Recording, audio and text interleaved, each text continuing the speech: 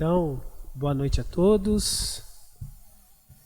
Com um pouquinho de atraso aí, a gente estava nos ajustes técnicos, também direcionando as pessoas por conta da gente não estar podendo usar o estacionamento. Aí acabou que começamos um pouquinho mais tarde, né?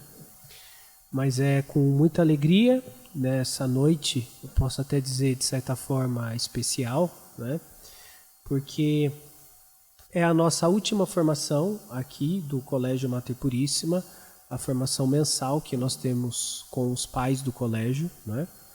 Agradeço inclusive os pais que deixaram suas casas e estão aqui presentes nessa noite. E a gente aproveitou, né, a oportunidade da formação para a gente, junto com o pessoal do Instituto Antônio Vieira, daqui a pouco a gente chama o Lucas ali, ele está cuidando dos filhos dele. Ele está fazendo hoje o lançamento do livro A Arca de Noé, tá? De Hugo de São Vítor. Então, eu achei conveniente nessa noite a gente falar um pouco do Hugo de São Vítor e falar um pouco também da Arca de Noé, né? Porque todas essas coisas têm absolutamente tudo a ver com educação e, consequentemente, tudo a ver com o nosso colégio e, consequentemente, tudo a ver com as nossas vidas, tá? E eu vou me esforçar aqui nessa noite, prometo que não me estenderei muito, tá? Serei relativamente breve, para ver se a gente consegue juntar essas coisas aqui, tá bom? Então, vamos lá, né? Quem é o Hugo de São Vítor? Né? Inclusive é um nome assim, que dependendo dos meios de onde se transita, é praticamente um nome assim, desconhecido. Né? Por exemplo, se a gente fala um nome como Santo Tomás de Aquino, aí todo mundo, nossa, não, esse eu conheço, né? Pelo menos um pouco eu conheço, né? Foi aquele que escreveu a Suma Teológica, né? E por aí vai, né? Porém, eu diria, na minha pobre opinião, tá? Que o Hugo de São Vítor foi um teólogo do nível do Santo Tomás de Aquino, tá? E a gente tem razões para afirmar isso, tá? Principalmente através de suas obras, onde a Arca de Noé é uma delas, tá? Mas vejam só, é muito interessante você ver um santo elogiando um outro santo, né? Eu acho que aí a coisa entra no outro nível. Então existe um elogio. Eu não sei se ele diria que é um elogio. Talvez ele dissesse, não, eu não estou elogiando, eu só estou sendo sincero. Tá? Então existe um elogio a Hugo de São Vítor. Eu nunca vi um elogio tão santo quanto esse. Talvez porque é um elogio que foi feito por um santo, foi um elogio santo. Né? Que quem fez esse elogio foi... me fugiu o nome dele agora. O franciscano, contemporâneo do Tomás de Aquino, né? São Boaventura. Obrigado, Clívio. Né? O São Boaventura escreveu um livro chamado Da Redução das Ciências à Teologia. E aí, nesse livro, ele faz um pequeno elogio ao Hugo de São Vítor. Tá? Um pequeno, assim. É um elogio, assim, bem sutil, tá? Bem tímido, bem brando, tá? Que ele faz. Mas veja só, quem foi São Boaventura? Tá? São Boaventura, ele foi contemporâneo de Santo Tomás de Aquino. Esses dois santos, tanto Santo Tomás de Aquino quanto São Boaventura, você vê, né? São Tomás de Aquino pertenceu à Ordem dos Dominicanos, que foi fundada por São Domingos de Gusmão. São Boaventura pertenceu à Ordem dos Franciscanos, que foi fundada por São Francisco de Assis. E São Francisco de Assis e São Domingos de Gusmão, eles foram contemporâneos também. Né? E essas duas ordens não é assim, exagerado da nossa parte dizer que elas resgataram o cristianismo na Idade Média. Tá? Muito daquilo que a Idade Média fez, né, e conseguiu alcançar está muito ligado a esses santos. E você vê que então Santo Tomás de Aquino é como que um grande expoente da ordem dominicana. E São Boaventura é um grande expoente da ordem franciscana. E isso é tão real que a igreja, por muitos séculos, ela pensou que o número de doutores da igreja era fechado, assim como o número de apóstolos. Então os apóstolos foram 12. Né? Tanto é que depois que Judas se suicida, os apóstolos elegem Matias, porque era claro para eles que o número 12 era um número fechado e tinha que ser 12. Então, de uma forma parecida, a igreja pensou que o número de doutores eram 8. Então eram 4 padres do Ocidente e 4 padres do Oriente, né? Dos quais eu não me lembro exatamente o nome de todos eles. Só que aí o que acontece? Aí surgiu Santo Tomás de Aquino. Né? Aí o problema é o seguinte: se o Tomás de Aquino não é doutor, como é que os outros são? Então, Santo Tomás de Aquino, ele foi a abertura para a igreja admitir o 9º doutor, que foi ele. Só que aí depois do 9º teve o 10º. E adivinha quem foi o 10º? São Boaventura. Então, é só para a gente ver quem é esse que vai elogiar o Hugo aqui, que eu vou falar o elogio dele. Tá? Lá na obra da Redução das Ciências à Teologia. Então, o que o São Boaventura diz na Redução das Ciências à Teologia? Isso tem muito a ver com educação, tá? A gente poderia dar uma aula só sobre isso que o São Boaventura comenta. Ele diz assim, que a teologia, ela tem 3 partes principais, tá? 3 grandes expoentes, vamos dizer assim. O primeiro deles é a dogmática, que é aquela parte da teologia que trata das verdades de fé.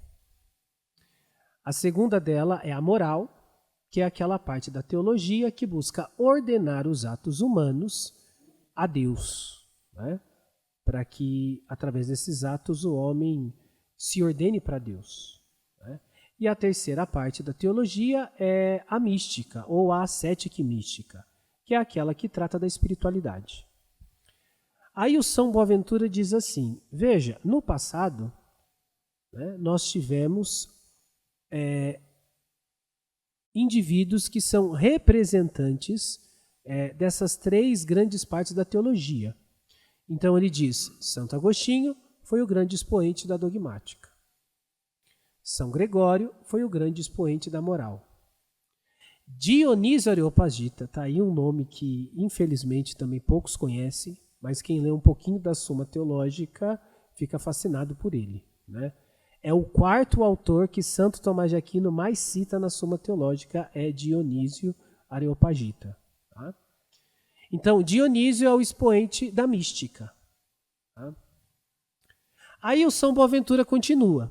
Nos tempos atuais, ou seja, nos tempos dele, né, lá na Idade Média, nós temos novamente 3 grandes expoentes de cada uma dessas vertentes da teologia. Então, para a dogmática, nós temos Anselmo. Para a moral, nós temos Bernardo de Claraval, ao nível dos caras. Né? E para a mística, nós temos Ricardo de São Vítor, que, diga-se de passagem, foi aluno de Hugo de São Vítor. Tá? Por isso que ele traz no nome dele, Ricardo, é conhecido como Ricardo de São Vítor, porque ele estudou na escola vitorina, onde o Hugo lecionava. Né? Por isso que ele também é Hugo de São Vítor. E aí o São Boaventura diz, e o Hugo? Aonde que ele entra aí? Ele fala, pois bem, Hugo de São Vítor, ele conseguiu exceder nas 3. Olha só que coisa espetacular. Então, Hugo de São Vítor não excedeu só na dogmática, ou só na moral, ou só na mística. ele conseguiu incorporar aquilo na vida dele e desenvolver as 3 coisas na vida dele. E isso é um santo doutor falando de um indivíduo que não é canonizado e não tem o título de doutor, mas quem sabe isso seja revisto em algum momento na história da igreja. Tá? Então essa é a primeira coisa que eu queria partilhar com vocês. Agora vamos lá. Qual é o contexto do surgimento do Hugo de São Vítor? E por que ele é tão importante de ser estudado? Por que na verdade ele é importantíssimo de ser estudado? Por que ele, assim, a gente pode dizer, ao lado de Santo Tomás de Aquino, talvez seja o autor da Idade Média que a gente deva dar mais importância? Tá? Porque veja só, qual é o contexto do Hugo de São Vítor, né? Então eu vou falar brevemente da história da escola vitorina. Tá? Então, vejam,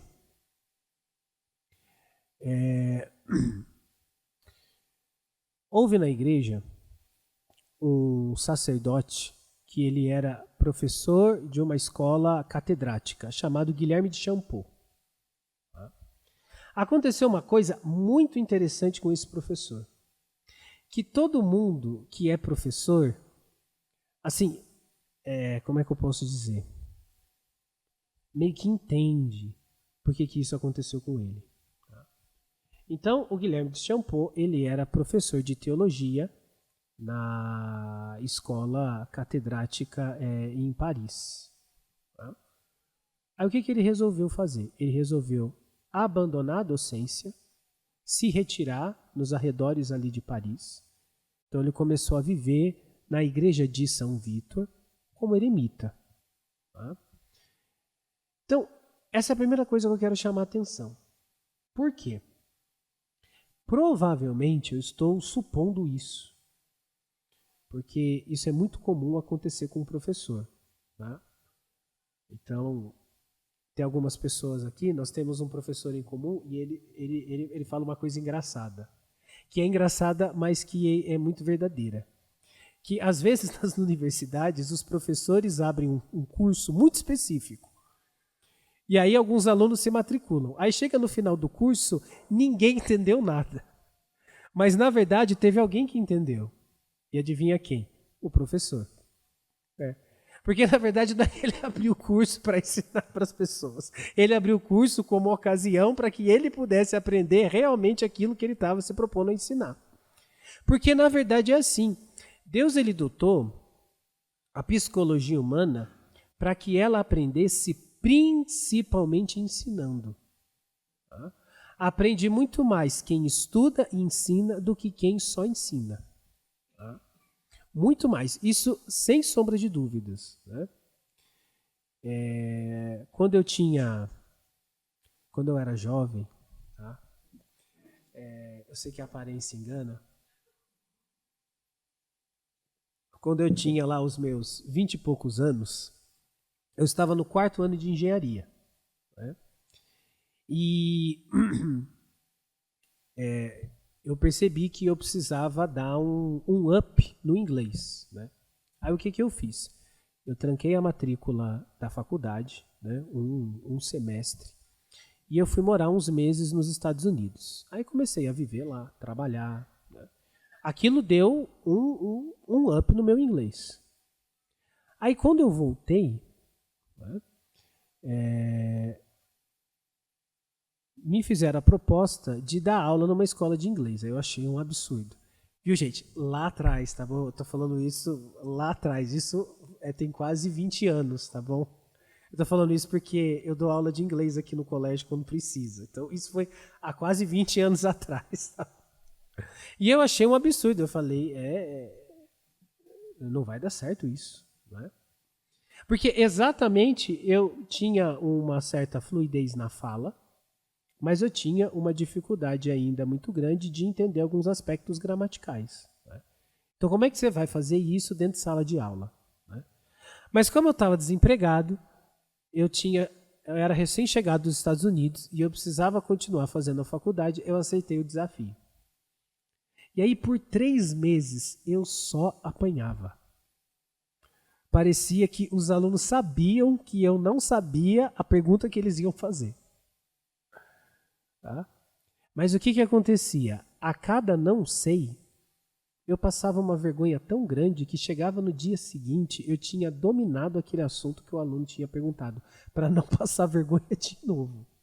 E aí foi assim, num período de 3 meses. Depois de 3 meses, talvez por um ato da providência, eu não fui mandado embora, continuaram comigo. Só que, de repente, eu deixei de apanhar.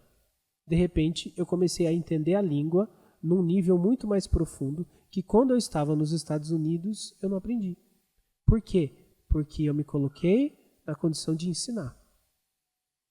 Então, eu estou supondo que provavelmente foi isso que aconteceu com o Guilherme de Champeau. De tanto ensinar coisas da fé, coisas com relação a Deus, aquilo deve ter inflamado o coração dele de uma tal forma que ele falou, eu vou me dar ao trabalho de alcançar essas coisas aqui. E foi por isso que ele teve essa decisão radical na vida dele. Né? Então ele começou a viver como eremita ali nos arredores de Paris. Né? Os alunos dele começaram a fazer acharam ele. Né? Primeiro os alunos acharam ele, descobriram ele lá na capela abandonada de São Vítor. E começaram a pedir lições semanais. Aí veja que coisa extraordinária. Tá? Eles perceberam que as aulas dele, que já eram boas, elas ficaram ainda melhores. Mas veja, ele não estava lendo um livro diferente, ele não tinha descoberto um livro especial. Na verdade, ele nem estava mais dando aula. O que fez com que as aulas dele se tornassem ainda melhores? Né? É a clareza que vem através de uma prática de vida espiritual profunda. E o Guilherme de Champeau percebeu que isso é um elemento pedagógico que, vamos dizer assim, havia sido esquecido, tá? Isso estava enterrado, e aí o que ele fez? Ele montou uma escola. Né? Ele montou uma escola onde você juntou, né, o estudo e a oração. Coisa que hoje, para a maioria das pessoas, não tem nada a ver uma coisa com a outra. Né? Uma coisa é estudar, outra coisa é rezar. Né? São duas atividades radicalmente distintas. Para o Guilherme de Champeau, não era. E você vê que ele fez isso num período histórico muito interessante, porque nessa época você tinha, assim, 2 grandes empreendimentos educacionais. O primeiro eram as escolas catedráticas, né? Que quem ensinava eram os indivíduos, os sacerdotes autorizados pelo bispo. Então era um ensino que estava totalmente debaixo da igreja. Mas, além disso, você começou a ter o surgimento das universidades. E as universidades, elas não nasceram católicas, tá? Por incrível que pareça. Tá? As universidades nasceram como uma espécie de empreendimento civil, tá? Por conta de uma série de questões históricas que não vale a pena a gente colocar elas aqui agora. Mas eu quero dizer que você tinha esses 2 empreendimentos educacionais. E o Guilherme de Champeau colocou um terceiro. Só que esse terceiro, né, ele tinha algo que esses 2 não tinham, que era exatamente essa união, essa junção entre estudo e oração. Tá? E foi aí que apareceu na escola vitorina, né, onde o Guilherme de Champeau lecionava, o Hugo de São Vítor. Tá? A escola começou a ter, vamos dizer assim, uma boa fama. Né? Então o Guilherme de Champeau foi convidado a se tornar bispo. Então ele aceita o convite, ele sai da escola e ele precisava colocar alguém para lecionar no lugar dele. Né? E quem assumiu o cargo foi exatamente o Hugo de São Vítor. Né? E uma coisa muito interessante do Hugo de São Vítor é que ele coloca uma linha pedagógica muito interessante. Gente. Tá?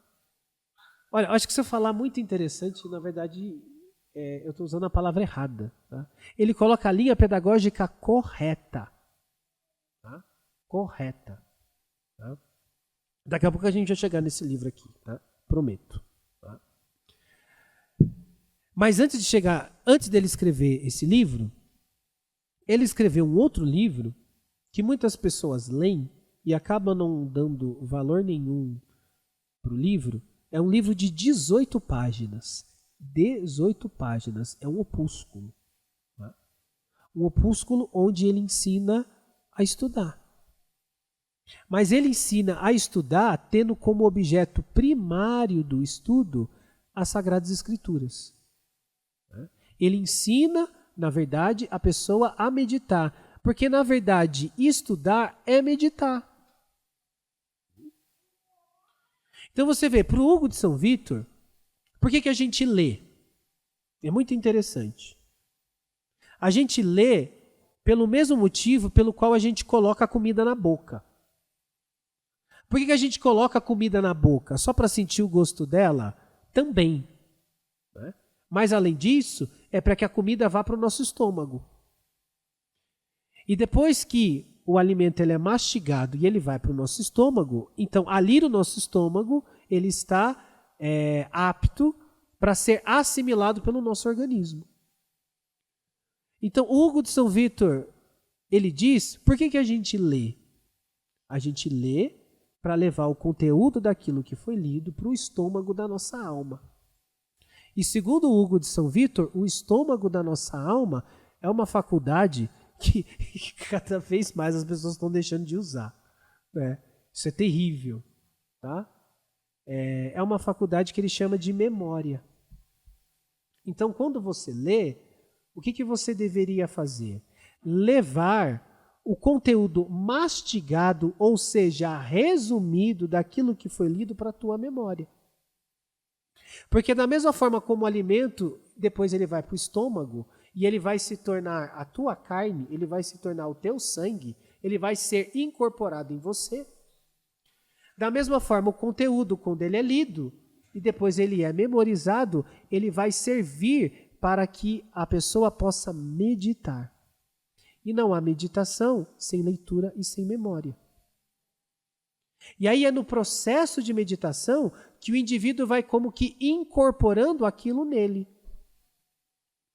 Então, para o Hugo de São Vítor, assim como existe um crescimento corpóreo, existe também, vamos dizer assim, um crescimento da alma. E esse crescimento da alma vem através de um processo de meditação.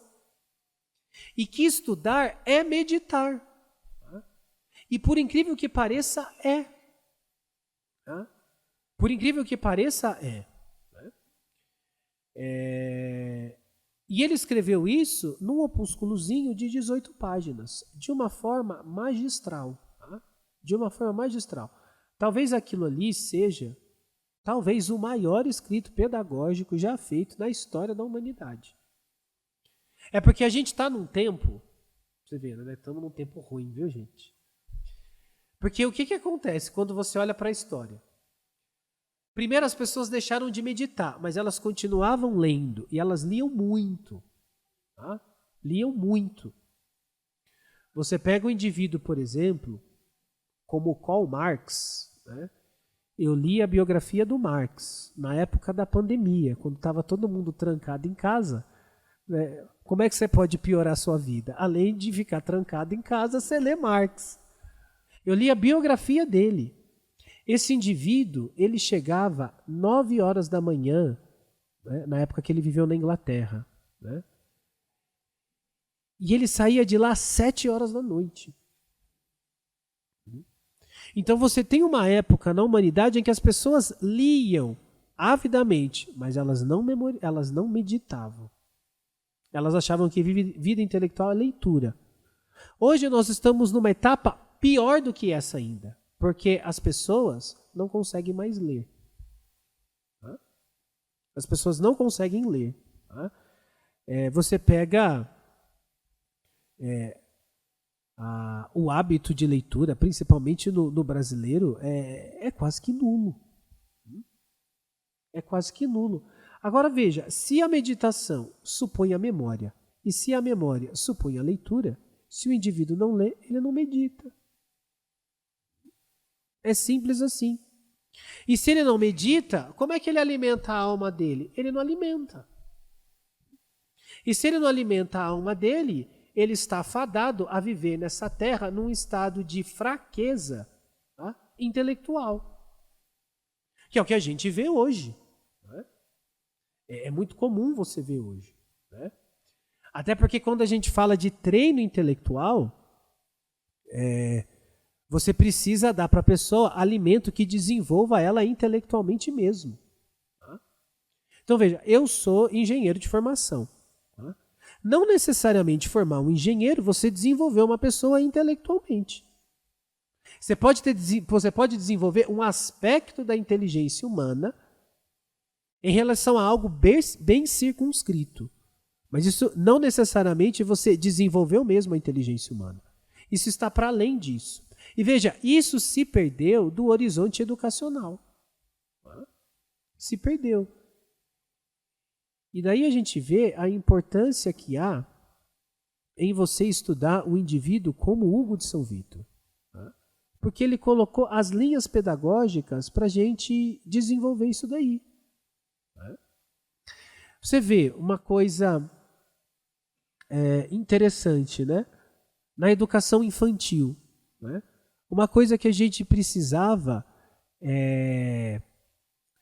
trabalhar muito nas crianças é a memória. Né?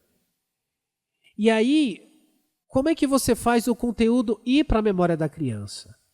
Eu falo isso como pai e como professor. A melhor maneira não é você dar um livro para a criança, para ela ficar lendo, um livro com imagens, para ela ficar levando aquilo para o imaginário dela e para a memória dela. A melhor maneira de você educar uma criança é você falando com ela, você lendo para ela. De preferência, você dando resumido aquilo que já foi digerido pela tua alma. E ajudando ela a gravar aquilo na memória dela. Uma criança que ela passa assim 5, 6, 7, 10 anos construindo a memória dessa maneira, a hora que ela chega na etapa da adolescência, ela tem um tesouro na memória gigantesco. E aí, para a inteligência dela começar a trabalhar com aquilo ali, é muito melhor. Fora que quando você trabalha com a criança, a escuta, você está trabalhando na criança aquela faculdade que não só para elas, para nós adultos também. É a mais difícil da gente trabalhar quando a gente está estudando e rezando, que é a nossa atenção. Para uma criança ouvir, ela tem que estar atenta. Então você vê como que no indivíduo como esse, que quase ninguém conhece, que é totalmente desconhecido, mas é um dos maiores teólogos da história da igreja, sem a menor sombra de dúvidas, né? Você tem ali elementos pedagógicos que são perenes, que não mudam, gente. Tá? A sociedade pode mudar, o mundo pode mudar. Tá? A gente pode entrar em eras diferentes, mas aquilo que é perene não muda. Ao contrário do que o darwinismo quer ensinar, que está ocorrendo uma espécie de evolução da espécie humana, né? Existem coisas que são fixas, e uma dessas é a natureza humana, e uma dessas é o modo como a natureza humana aprende. Você vê, toda a atividade pedagógica de Jesus entre os discípulos foi oral. E ele podia ter escrito um livro dele, mas ele não quis. Ele quis que aqueles que o ouviram, aqueles que guardaram as coisas que ele falou no seu coração, eles escrevessem sobre ele. E é através desse trabalho pedagógico que nós continuamos a ter os evangelhos até hoje. Né? E inclusive é através daquilo ali que a gente se conecta com o próprio Jesus. Então veja como isso é forte. Né? Mas além do aspecto de estudo, né, uma coisa que o Hugo de São Vítor também desenvolveu foi a questão da oração. Tá? E aí entra esse livro maravilhoso aqui, que é a Arca de Noé. é muito interessante porque o que acontece? O Hugo de São Vítor aqui, tá? Por que ele escreveu esse livro? Então eu vou ler um trechinho do livro para vocês ficarem motivados e comprarem o livro e lerem o livro. Mas eu já adianto que a doutrina vitorina, assim como a doutrina do Santo Tomás, é que nem tomar vinho. Tá? Então, quando você toma o vinho, você não pega um copo de 500 ml, tá? E você coloca 500 ml de vinho e sai tomando. Tá? Então, o indivíduo pode até fazer isso, né? Tomar 500 ml de vinho de vez, mas não vai dar muito certo. Né? Você tem que ir tomando aos poucos. Você tem que ir deixando a tua língua, né, saborear aquilo. Então, esse é um livro que a gente só consegue lê-lo mesmo meditando. Tá? Inclusive, não é um livro que você vai ler uma vez. É um livro que você vai ler uma vez, depois vai passar um tempo, você vai ler ele de novo, e você vai ver que tinham coisas ali mais profundas ainda, e vai passar um outro tempo e você vai ler ele de novo, né? E é assim. Tá? Quanto mais tempo passa, melhor fica, desde que você esteja nesse caminho. Né? Desde que você esteja nesse caminho. Então, olha só, qual foi o motivo dele escrever esse livro? Então eu vou ler aqui. Tá? Ele diz assim, está lá no prólogo, tá? Quando certa vez eu estava sentado em reunião com os irmãos e respondendo às suas perguntas, muitos assuntos foram discutidos. Por fim, a conversa se conduziu de tal forma que todos começamos a admirar e lamentar, ao mesmo tempo, a instabilidade e a inquietação do coração dos homens, e refletíamos sobre isso. E os irmãos rogaram com sinceridade que lhes fosse mostrada a causa desses pensamentos agitados no coração do homem. E também suplicaram, particularmente, para que lhes fosse ensinado se tamanho mal, como esse poderia ser combatido, com alguma habilidade ou por meio da prática de alguma disciplina. Desejando satisfazer essa dupla carência, tanto quanto fôssemos capacitados pela inspiração de Deus, desatamos o nó dessas duas questões, apresentando argumentos derivados tanto da autoridade quanto da razão. Então veja, por que ele escreveu esse livro? Porque os monges, tá? Eles estavam se queixando da instabilidade do coração deles quando eles iam rezar. Que eles iam rezar, porque você vê, por que quando a gente vai rezar, a gente se distrai tanto? Por que não dá? Que nem você faz com um cachorro, ou com pelo menos com um cachorro obediente, você fala assim, cala a boca, Toby, aí ele cala a boca. Por que não dá para fazer isso com o nosso imaginário? Por que não dá para a gente fazer o sinal da cruz e falar assim, cala a boca, imaginário? Muito pelo contrário, quanto mais você fala para o seu imaginário cala a boca, parece que mais alto ele fala. Né? Por que é tão difícil ter a atenção na oração? O Hugo de São Vítor está falando aqui. Tá? Isso vem, na verdade, da instabilidade do nosso coração. E daí que vem, né? Por isso que esse livro aqui tem essas ondinhas aqui. Ó. E o livro, ó, você passa a mão, é ondulado. Porque o nosso coração é assim. O nosso coração é instável, assim como o mar. Porque o mar é assim, o mar está calmo, de repente vira uma agitação. E nós somos assim. A gente acorda bem, estamos normais. De repente deu 9 horas da manhã, você não sabe por quê. Né? É um ataque de pensamentos que você se perde e você não sabe de onde que aquilo veio. Então, na verdade, ele está querendo ajudar a gente a alcançar a estabilidade do nosso coração, para que a gente aprenda a rezar. Não é? E é aí que ele propõe que a gente faça o seguinte, que a gente construa uma arca. Isso é que é impressionante. Assim como Noé, lá no Antigo Testamento, a pedido de Deus, ele construiu uma arca. Né?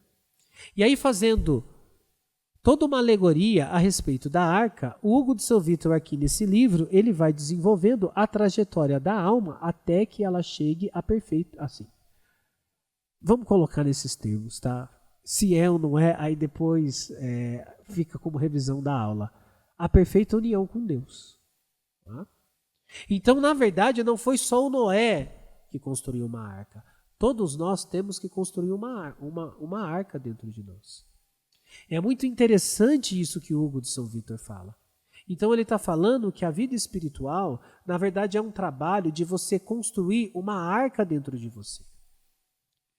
E quanto mais você constrói essa arca, você começa a ser capaz de entrar dentro dessa arca.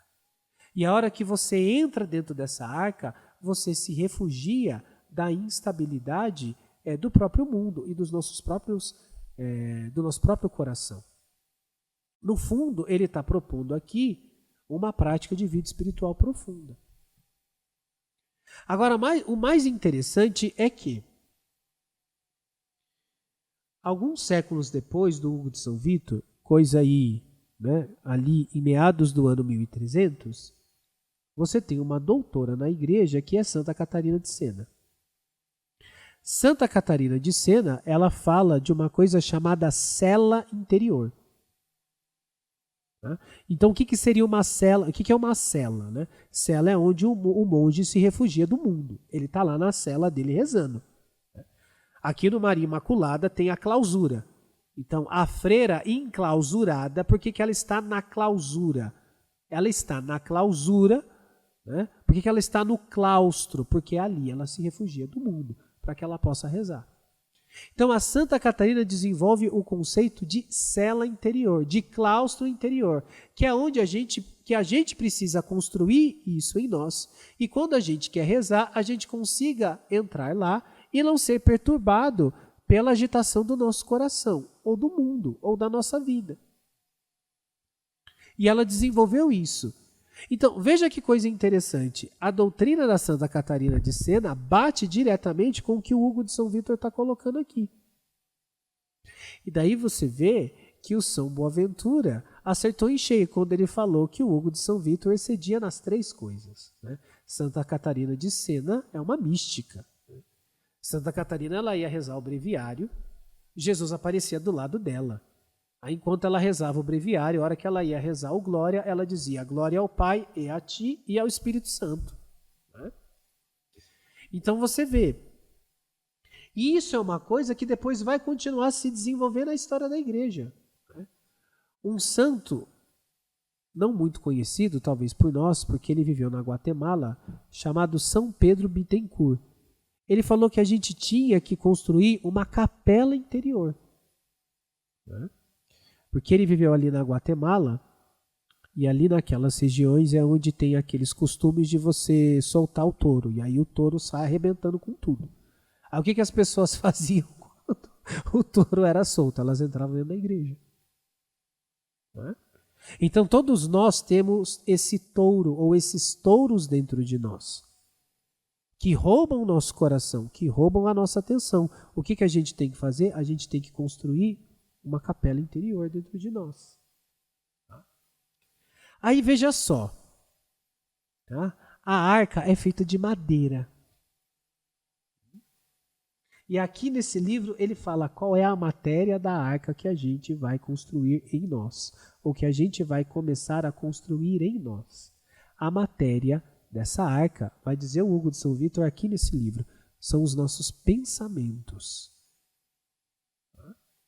Porque, na verdade, por que é tão difícil para nós dispensarmos a atenção na hora da oração?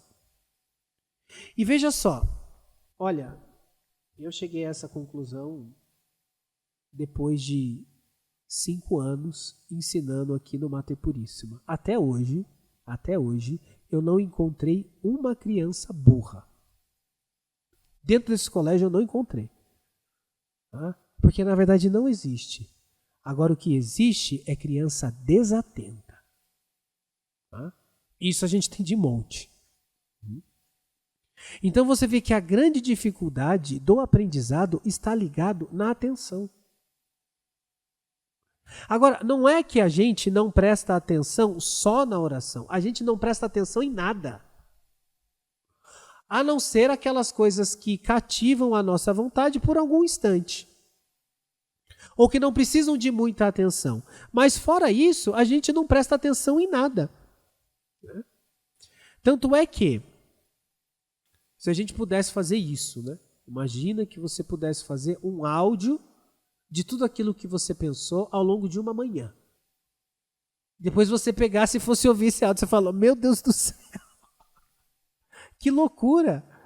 Porque o pensamento vai disso, vai para aquilo, e vai para aquilo, e vai para aquilo, e sobe, e desce, e vai, e a gente não controla isso. Por quê? Porque, na verdade, a gente ainda não construiu essa arca. A gente precisa construir essa arca. Porque a hora que a gente construir essa arca, a gente vai conseguir entrar dentro dela. E entrando dentro dela, a gente não vai ser levado pela instabilidade do nosso coração. E com isso nós vamos ter mais atenção. Gente, ó, isso que eu estou falando, isso é verdade, tá?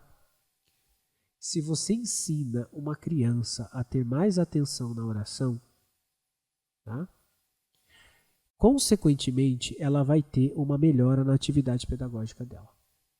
Ela vai ter. Tá?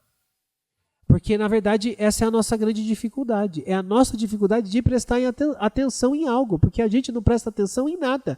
E a humanidade está indo para um caminho cada vez pior, porque isso aqui é para tornar o indivíduo totalmente desatento.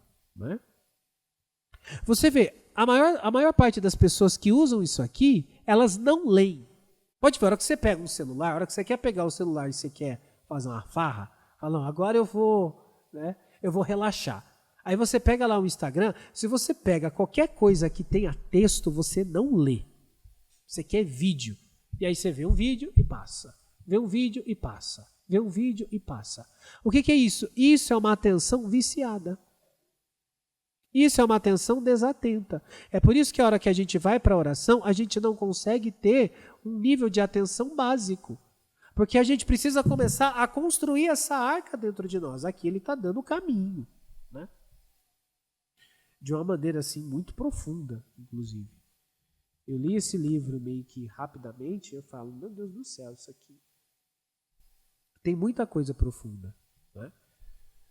Mas você veja que o Guilherme de Champeaux estava certo, que o Hugo de São Vítor estava certo. Esses indivíduos estão certíssimos. Existe sim toda uma pedagogia ligada à oração. E uma das coisas que a oração vai mais trabalhar na alma é a questão da atenção.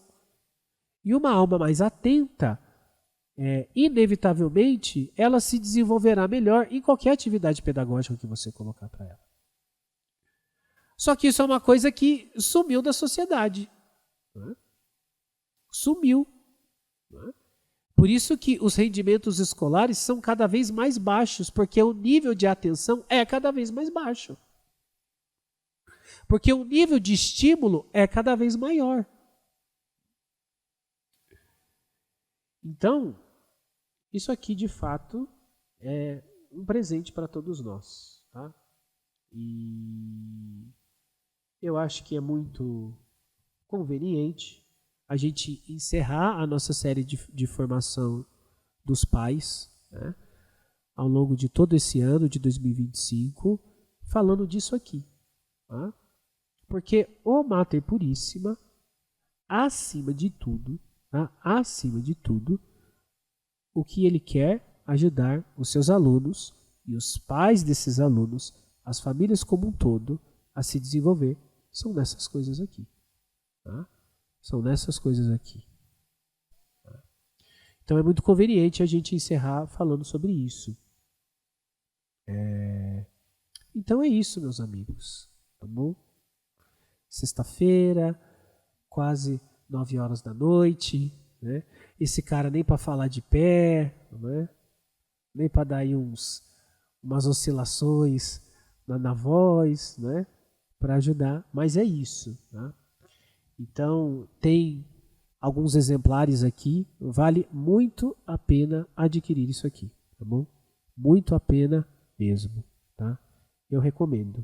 E mais uma vez parabenizo o Instituto Antônio Vieira por essa iniciativa. E eu achei demais essas ondinhas aqui, ó. Isso aqui é a hora que a gente passa a mão para a gente lembrar da instabilidade do nosso coração e que a gente precisa construir uma arca. E aí, para encerrar, né, eu lembrei de uma última coisa que o Hugo fala, que assim como Noé construiu uma arca e levou para dentro dessa arca a sua esposa e os seus filhos, assim também é o trabalho de todo pai de família. Construir uma arca dentro de sua casa, para que ele possa fazer com que a sua esposa e os seus filhos, eles possam se salvar do naufrágio desse mundo. Tá? Isso é uma coisa muito importante que eu não podia deixar de dizer e que tem tudo a ver com esse tema aqui. Tá bom? Então, pessoal que está nos acompanhando online, muito obrigado pela participação e obrigado também o pessoal aí que prestigiou esse pequeno evento, tá? Os pais do colégio, os amigos aqui da Anistia, obrigado pela atenção de vocês. É isso. Que Deus abençoe a todos nós.